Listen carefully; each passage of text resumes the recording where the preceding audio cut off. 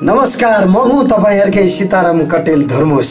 नेपाली भाषामा कम्प्युटर सिक्न चाहनुहुन्छ भने नेपाली एडिटर्स युट्युब च्यानल हेर्न नभुल्नुहोला। सम्पूर्ण जानकारीका लागि एक मात्र YouTube channel Nepali editors YouTube channel, तपाईहरुकै च्यानल।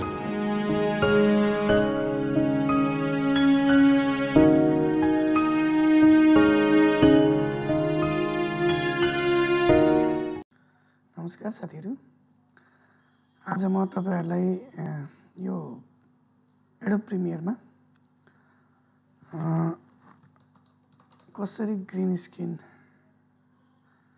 बाट चाहिँ ब्याकग्राउन्ड फाल्ने भन्ने कुरा चाहिँ म तपाईहरुलाई बताउन गइरहेको छु। र यो खासमा चाहिँ एकजना साथीले मलाई सोध्नु भएको थियो हैन।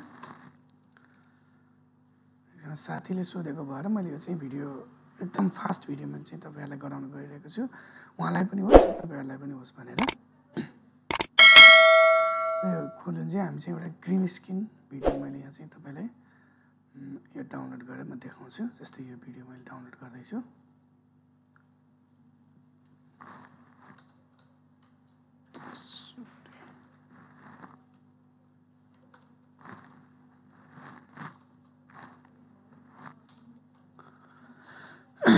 यो भिडियोलाई मैले डाउनलोड गरेर तपाईहरुलाई देखाउन गइरहेको छु।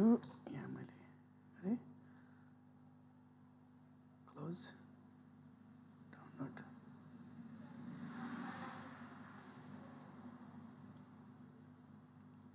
यसलाई मैले डेस्कटपमा लाइन भन्ने यो मैले राखेँ। यो डाउनलोड भइसकेको छ। यो खोल्दै छ, केही समयले लिन्छ। एडिटिङ प्यानलमा जाम। त्यो भिडियोलाई मैले यहाँ इम्पोर्ट गर्दै छु।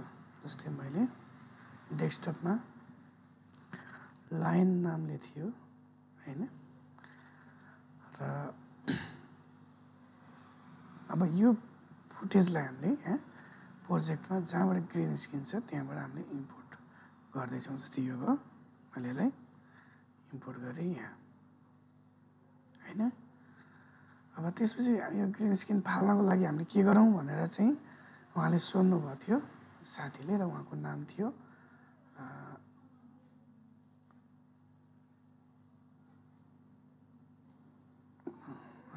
थियो अबु आलिया। उहाँले मलाई चाहिँ सोध्नु भएको थियो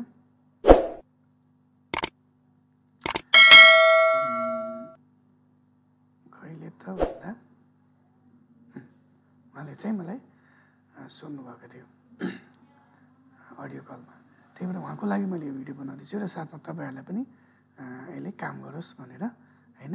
जस्तै जहिले पनि हामीले चाहिँ ग्रीन स्क्रिन गर्नुभन्दा अगाडि हामीले चाहिँ कुन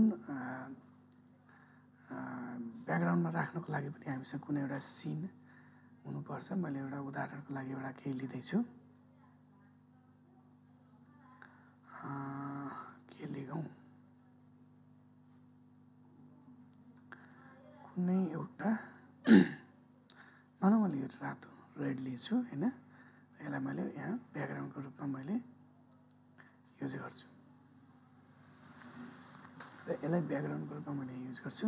र अहिले ग्रीन स्क्रिन कटेको छैन र त्यसको लागि हामी यो पार्टमा गएर यहाँ यसो यो प्ले बटन जस्तो के हो यो देखिरहनु भएको छ। यहाँ गएर इफेक्टमा जानुभयो भने चाहिँ तपाईले यहाँ गएर चाहिँ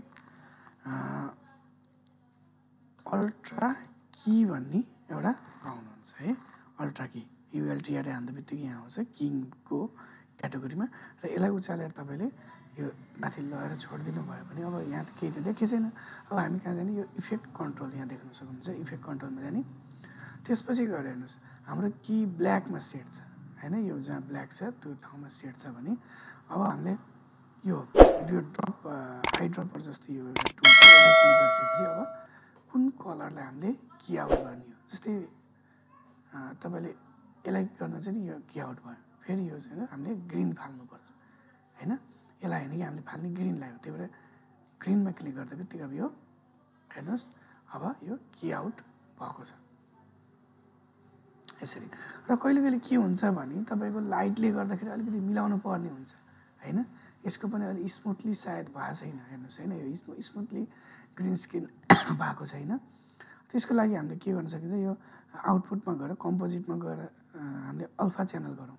अल्फा च्यानल गरिसकेपछि कहिले यो ब्ल्याक भनेको जहिले पनि ट्रान्सपरेन्ट हुने भाग हो र व्हाइट भनेको चाहिँ देखिने भाग हो होइन। जस्तै यसले हामीलाई के सजिलो हुन्छ भने कालो र सेतो कलर मात्र देखिन्छ र जुन पार्ट सेतो देखिन्छ त्यो भिजुअल भन्नाले भिजिबल हुन्छ भने जुन पार्ट ब्ल्याक हुन्छ त्यो इन्भिजिबल हुन्छ होइन। र त्यसलाई हामीले चाहिँ जस्तै अब अलिकति बढी यसमा यो कालो र सेतोको यो देख्न सक्नुहुन्छ र हामी मेट क्लिनअपमा गएर होइन यसलाई चाहिँ कन्ट्रास्टलाई बढाउने घटाउने गर्न सकिन्छ। अहिले अलिकति यो भित्र गएको छ र फेरि गएर हामीले कम्पोजिटमा गऱ्यो भने यसलाई चाहिँ हामीले यसरी हेर्न सकिन्छ होइन। र अल्फा च्यानलमा गएर फेरि हेर्न सकिन्छ। अनि जस्तै यहाँ छ हामीले स्याडोलाई डाउन गर्न, जस्तै यो छ स्याडोलाई डाउन गर्न सकिन्छ होइन। हाइलाइटलाई बढाउन सकिन्छ, घटाउन सकिन्छ। फेरि हामीले यो कम्पोजिटमा आइयो भने यसको फाइनल रिजल्ट हामीले हेर्न सकिन्छ। यसरी हामीले चाहिँ यो उसलाई चाहिँ हामीले आवश्यकता अनुसारले चलाउन सकिन्छ। यो चाहिँ के हो, यो चाहिँ ग्रिन स्क्रिनकै लागि भनेर बनाएको फुटेज हो। र कहिले के हुन्छ भने तपाईँको अलिकति यो स्याडो आएकोहरू छ भने त्यसलाई हामीले के गर्न सकिन्छ, यहाँ गएर चाहिँ पहिला त्यसको ग्रिन पार्ट व्हाइट पार्ट र ब्ल्याक पार्ट हामीले यहाँ छुट्याएर अब बढी व्हाइट छ भने